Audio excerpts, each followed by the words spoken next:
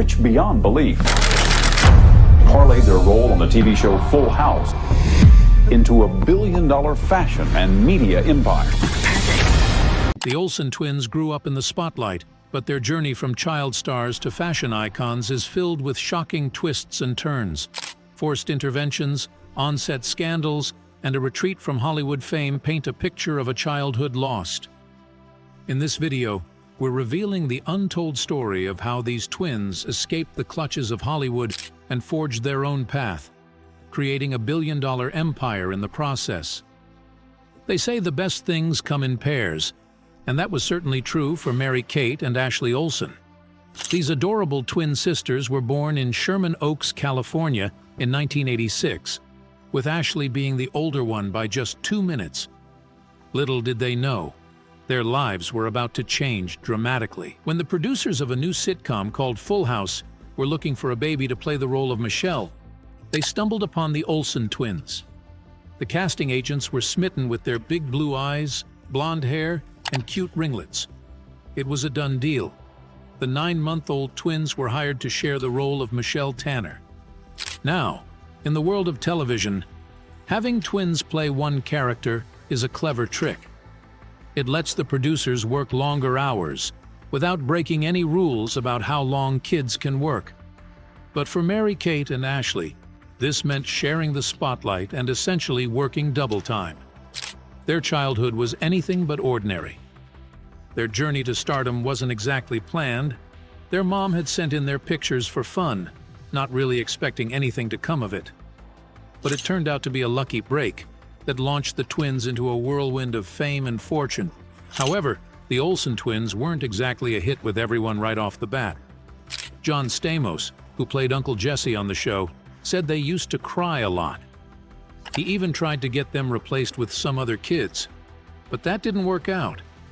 It turns out, those big blue eyes and adorable faces were exactly what Full House needed. The twins were so young that they couldn't even read their lines. Instead, someone off-camera would say the words, and the girls would repeat them. It was like a game of copycat. But as they grew older, their personalities started to shine through. Mary-Kate was the funny one, while Ashley was more dramatic. This worked out perfectly because Michelle, their character, could be both silly and serious. The twins were a huge hit with the audience, and their salaries reflected that. They started out making $4,000 per episode, which is already a lot for a baby, but by the end of the show, they were each earning a whopping $80,000 per episode. That's enough to buy a whole lot of toys. At first, everyone thought Jodie Sweetin, who played Stephanie Tanner, would be the star of Full House. She was funny and quick-witted, and people loved her character. But when a poll showed that the Olsen twins were the most popular cast members, the show's creators knew they had something special. Full House really took off when it became part of ABC's TGIF lineup, a block of family-friendly shows on Friday nights. The show ran for 8 seasons, entertaining audiences with its heartwarming stories and lovable characters. But the show didn't have a grand finale like many other sitcoms. It just kind of fizzled out and ended without a proper goodbye. The show's creator, Jeff Franklin, said he was disappointed that there wasn't a special episode to wrap things up. Over the years, some fans have wondered if there was more to the story than meets the eye. In 2021, a YouTuber posted a video about Bob Saget, who played Danny Tanner, and his relationship with the Olsen twins. The video suggested that there might have been something inappropriate going on behind the scenes. These troubling allegations stemmed from a 2008 Comedy Central roast of Bob Saget. In this type of event, comedians roast each other with edgy, often offensive jokes. But one YouTuber, Sloan, suggested that the jokes about Bob Saget weren't just jokes. They were veiled accusations from people who knew him well. One of Bob's close friends, comedian Gilbert Gottfried, made several jokes implying that Bob had assaulted women. The camera caught Bob laughing hysterically at these jokes, which made Sloan wonder if Bob's laughter was a way of admitting guilt. The jokes continued, with other comedians poking fun at Bob's relationship with the Olsen twins. They made crude comments, implying that Bob had been flirting with the twins since they were young girls. Mary-Kate seemed to be the target of many of these jokes, leading Sloan to speculate that she might have been a victim.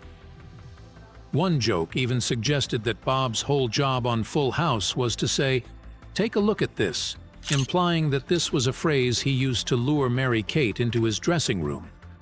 In Bob Saget's 2014 memoir, Dirty Daddy, The Chronicles of a Family Man Turned Filthy Comedian, he revealed a surprising detail about the Full House set.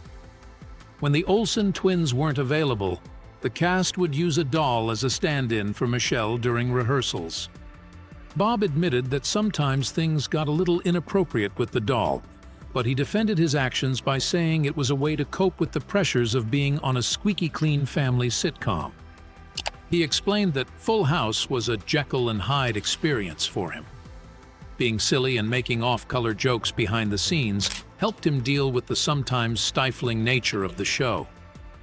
This revelation added another layer to the rumors surrounding Bob's behavior, especially when Mary-Kate and Ashley decided not to return for the Fuller House reboot. Some fans wondered if the rumors of misconduct had influenced their decision. However, those who knew Bob before Full House knew he had a dark sense of humor. He got his love for raunchy jokes from his dad, Ben, who used humor to deal with his own difficult life experiences. Bob's family had faced a lot of hardship, and he grew up with a sense that tragedy was always lurking around the corner. Despite this, the set of Full House became a safe haven for Bob, a place where he felt like part of a loving family. He genuinely cared for his on-screen children, including Mary-Kate and Ashley, and saw them as daughters. His love for them was purely fatherly, and he often expressed his pride in their accomplishments. Despite the swirling rumors and controversial jokes, Bob Saget maintained a close relationship with the Olsen twins even as they grew up and moved on from their Full House days. In a 2021 interview, he shared that they kept in touch regularly, visiting each other whenever they were in the same city. It was clear that there was a genuine bond between them. Tragedy struck in January 2022 when Bob Saget unexpectedly passed away due to a head injury. His memorial service was a somber affair, attended by Mary-Kate and Ashley along with their former Full House co-stars. A source close to the twins revealed that the loss was deeply felt by them. Bob had been a protective figure in their lives, always checking in on them and offering guidance. In a heartfelt statement, Mary-Kate and Ashley expressed their love and appreciation for Bob, remembering him as a kind, compassionate, and generous man who had always been there for them. They also expressed their condolences to his family, recognizing the profound impact his loss had on those who loved him. Gilbert Gottfried, who had participated in the controversial roast, spoke about Bob's paternal connection to the Olsen twins. He emphasized that Bob had known them since they were babies and had spent countless hours with them on set, forming a bond that went beyond a typical actor-director relationship. Bob cared deeply for the twins and felt a sense of responsibility for their well-being, even as they matured into adulthood. These accounts paint a picture of a complex and nuanced relationship between Bob Saget and the Olsen twins. While the jokes and allegations from the past may raise questions, it's clear that there was a genuine affection and respect between them. Full House might have launched the Olsen twins into stardom, but it was just the beginning of their incredible journey. They weren't just adorable babies on TV, they were building a massive empire. Mary-Kate and Ashley were everywhere, appearing in movies, TV shows, and even their own video series. Their parents, recognizing their daughter's immense popularity, started a company called Dual Star LLC. This company was all about creating content for Mary-Kate and Ashley, from movies and cartoons to clothes and toys. In 2005, when the twins turned 18, they took control of the company themselves. And they were smart businesswomen. Dual Star had its hands in all sorts of things, making movies, designing clothes, even creating video games. Their products were sold in over 15 countries, and they were raking in the dough. In 2005, Forbes magazine estimated that their company made a whopping $1.4 billion. The twins themselves landed on Forbes' list of highest-paid celebrities. Mary-Kate and Ashley were unstoppable. They kept churning out movies and TV shows for their young fans. Nickelodeon even bought the rights to their entire collection of films and shows in 2015. While they had some feature films, they were really known for their direct-to-DVD movies like Passport to Paris, Switching Goals, Our Lips Are Sealed, and Holiday in the Sun. These movies were super popular with kids and teens, further solidifying the twins' place in pop culture. Even though they were building a business empire, the Olsen twins weren't done with sitcoms just yet. In 1998, Mary-Kate and Ashley were back on TV with a new sitcom called Two of a Kind. It was a cute show about twin sisters with different personalities living with their widowed dad. They had their signature banter, delivering lines like, "You're not scaring me, you know," and "Good, because crazy lunatics can smell fear." But they didn't stop there. In 2001, they starred in another sitcom called So Little Time, which was about their lives as teenage girls juggling school, friends, and boys. The show was full of funny moments, like when one of them compared boys to dogs, saying they both follow you around, growl when you take their food, and scratch themselves in public. That same year, they even had their own cartoon series called Mary-Kate and Ashley in Action, where they were secret agents solving mysteries. Even though both sitcoms only lasted one season, the twins were still super popular. They had their own line of merchandise, and from 1993 to 2001, they even had a fan club where kids could get pictures, posters, and other cool stuff related to the twins. As the Olsen twins grew older, so did their fans, and as their fan base matured, Mary-Kate and Ashley's empire expanded right along with them. It wasn't just about movies and TV shows anymore. They were selling dolls, music, video games, and all sorts of merchandise. The Olsen twins had become a full-fledged brand, taking over a huge chunk of the market. They weren't just little actors anymore. They were business moguls in the making. They had a say in everything, from the projects they worked on to the scripts they read. They even acted as executives for their own entertainment company, Dual Star. It was an incredible level of control for anyone, let alone two 13-year-old girls. Their daily lives were jam-packed with meetings, interviews, and wardrobe fittings. It got to the point where writing school essays was a welcome break from the hustle and bustle of their work life. It's no wonder that many child stars end up rebelling and getting into trouble. But when asked about this by the LA Times, the Olsen twins seemed unbothered. Ashley confidently told the newspaper, "We're not bad girls, so we don't have to worry about all of that." It was a bold statement from a young teenager, but it reflected their determination and focus. The Olsen twins' seemingly charmed life took a darker turn in 2004. Mary-Kate, always seen as the bubbly and energetic twin, started to appear noticeably thinner in public. Fans, tabloids, and even the press began to notice the change in her appearance, sparking concerns about her health. In interviews, both Mary-Kate and Ashley denied that her weight loss was due to any unhealthy eating habits. However, in June 2004, the truth came out. Mary-Kate had entered treatment for an ED. Her publicist assured the public that this was a brave and proactive decision on Mary-Kate's part, emphasizing her desire to get healthy. This also explained why Ashley had celebrated their 18th birthday alone earlier that month. A source close to the family revealed that an intervention had taken place. Mary-Kate's father and her therapist had stepped in and arranged for her to get help after her high school graduation. The situation had become dire, and they feared for her well-being. They didn't want to find her passed away on the floor from not eating, the source confessed to People magazine. Another factor in the timing of the intervention was Mary-Kate's upcoming 18th birthday. Once she reached adulthood, her family wouldn't have the same legal authority to seek treatment for her. This added a sense of urgency to their actions, as they knew it was their last chance to intervene before she could legally make her own decisions about her health. Sources also revealed that this wasn't the first time Mary-Kate's family had expressed concern. Over a year earlier, she had been involved in a car accident, and her father reportedly took away her car until she gained weight. It was a drastic measure, but it showed how worried he was about her well-being. Another source shared that Mary-Kate sometimes had to leave school to eat, and that an adult often accompanied her during meals. It was clear that her struggle with food was affecting every aspect of her life. Everyone knew how skinny she was, a source told People magazine, highlighting how public her struggles had become.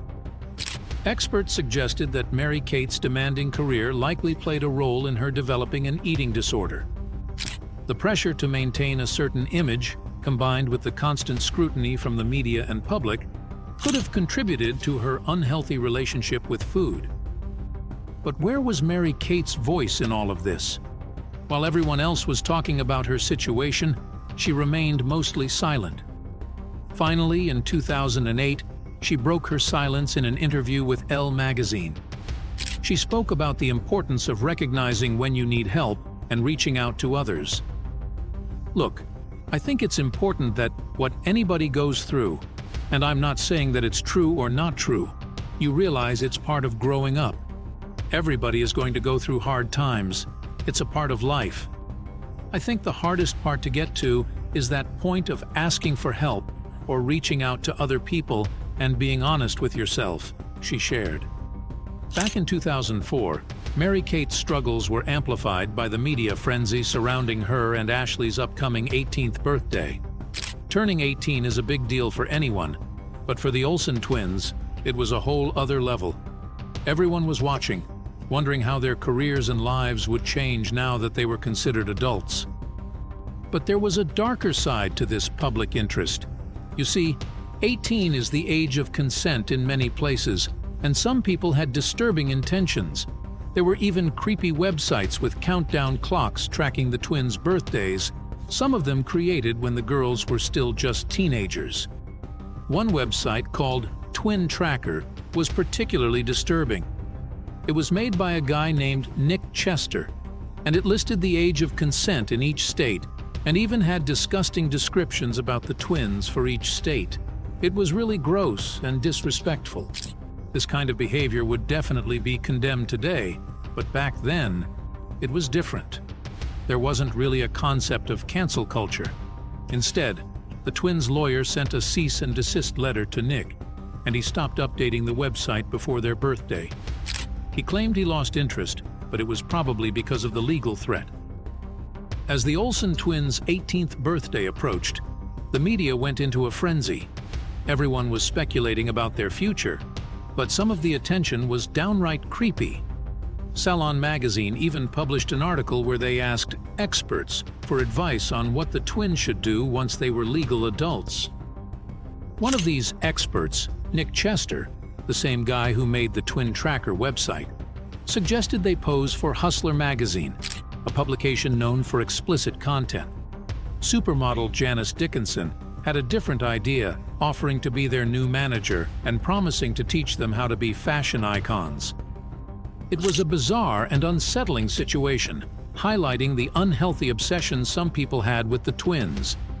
But as they entered adulthood, Mary-Kate and Ashley faced a new reality. Their careers were changing.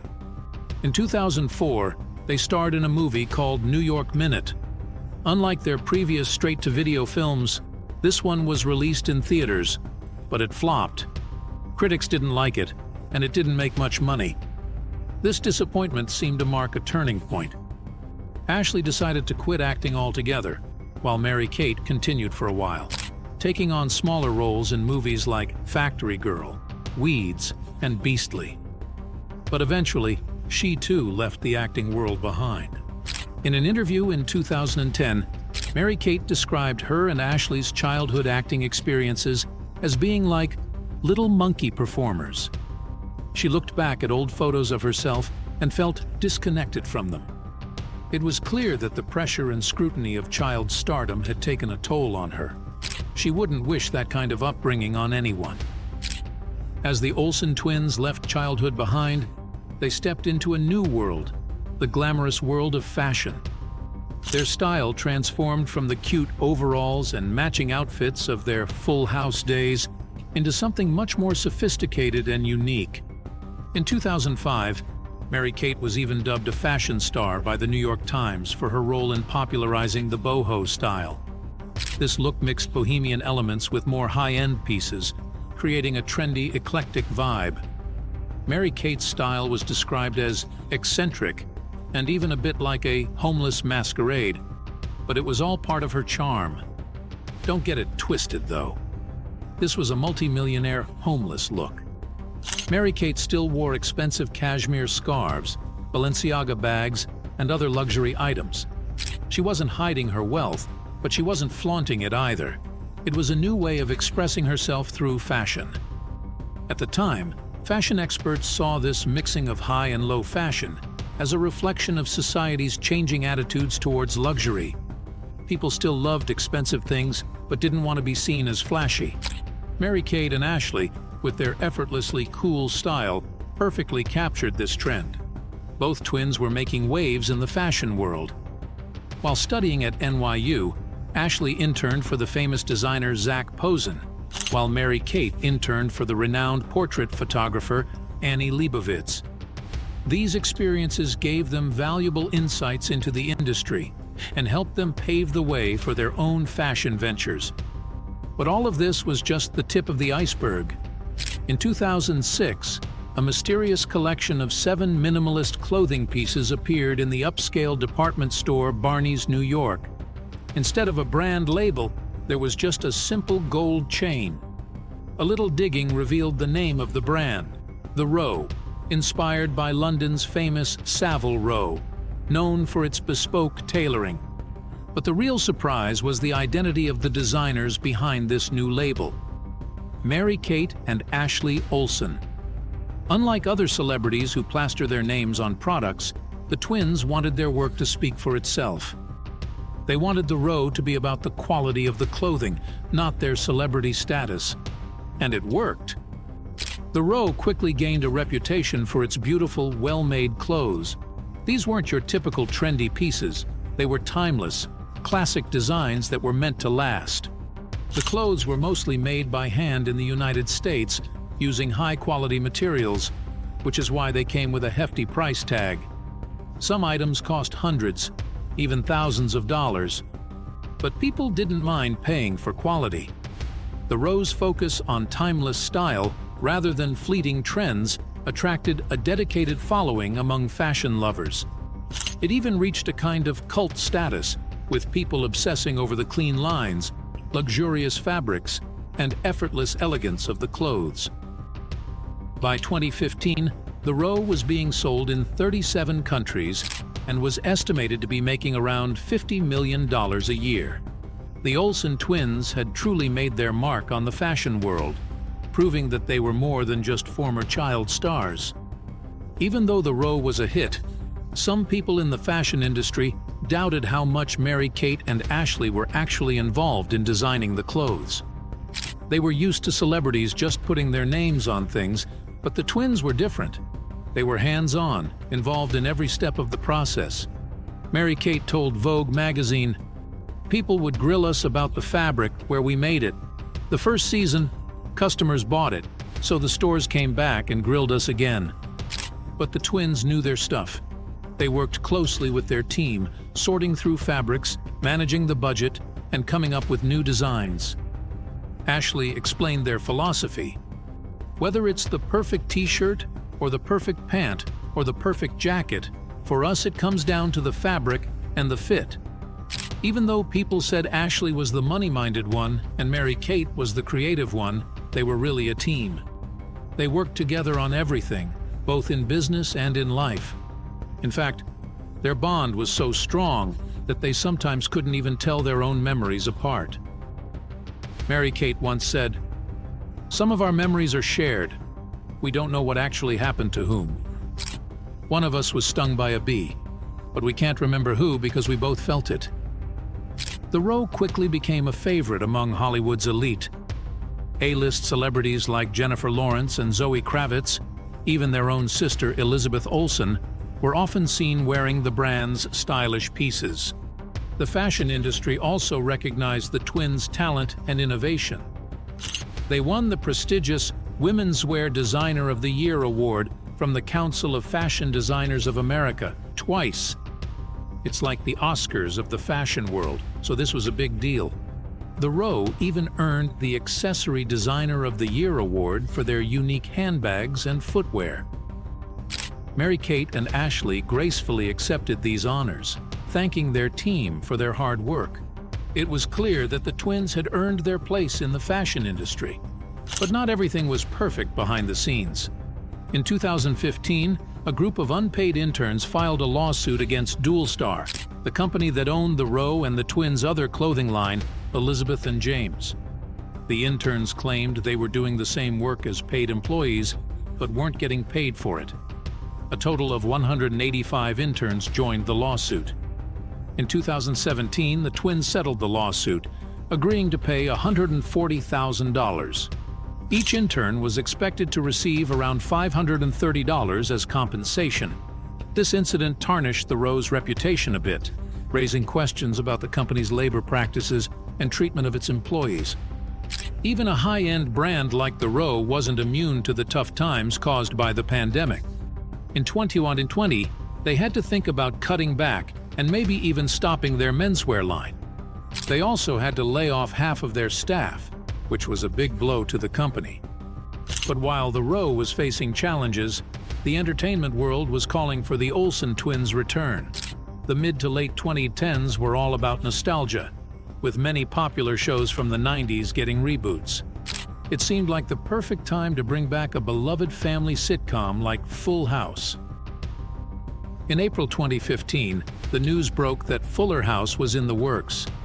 John Stamos, who played Uncle Jesse, confirmed it on Jimmy Kimmel Live. They wanted to honor the original show and not just throw something together, so they partnered with Netflix to make 13 episodes. But the big question was, would Mary-Kate and Ashley come back to play Michelle? John Stamos wasn't sure. He even joked that if the twins didn't return, they might dress someone else up as them. When news of the Fuller House revival broke, it seemed like Mary-Kate and Ashley were caught off guard. In an interview with Women's Wear Daily, Mary-Kate said she was surprised and hadn't even heard from John Stamos about it.